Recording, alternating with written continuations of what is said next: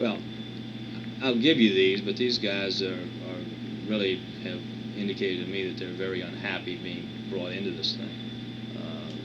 Roy Simon, S-I-M-O-N, I believe he still lives in New Orleans, and Tom McCurley, who's with a bank in Jackson, Mississippi, in the computer center. These guys can't afford attorneys and don't want to be brought into any position where they would have to take a stand one way or another against the Bureau or make notoriety, or they become public attention of any kind. I see. So, and you know, they've indicated to me, I think Rather had talked to them, a couple other House investigators have talked to them, and they've been pretty upset about it. I understand that they haven't given any support to what I say is what happened. I understand that they're simply saying they don't remember anything, and that no, they don't remember a teletype, and no, they don't want to talk about it. I understand that's their official position.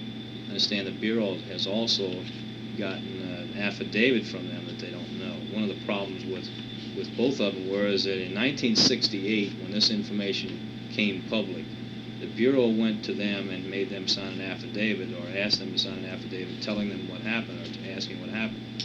In 68, it wasn't very popular to take the kind of position, a stand it is to say anything bad about the Bureau. So they signed that affidavit saying that they didn't know anything about it. So if they were to come back in 70 and 77 when they were asked again, then the Bureau was waving that affidavit they signed in 68 in their face. And it created some problems with them. I talked to one of them, I haven't talked to Roy Simon, I talked to McCurley in 1976.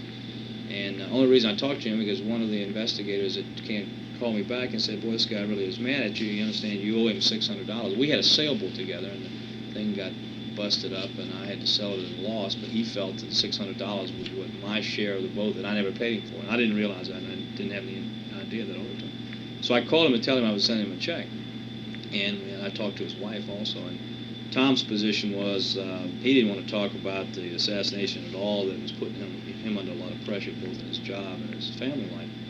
And that he had already told the Bureau that he didn't know anything about it, but that he didn't care much to talk about it. And his wife told me that she had had a long talk with him. He remembers all the information, but he didn't want to say it.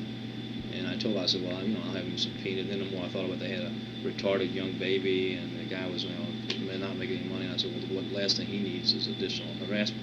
Because this absolutely doesn't mean anything. That the Oswald file, the fact that he was an informant, it doesn't mean anything. I know the kind of informant that he was. I feel I know the kind of informant he was. And it's just embarrassing to the FBI to be able to admit that they had contacted Oswald and asked him information and recorded that information as if he was an informant.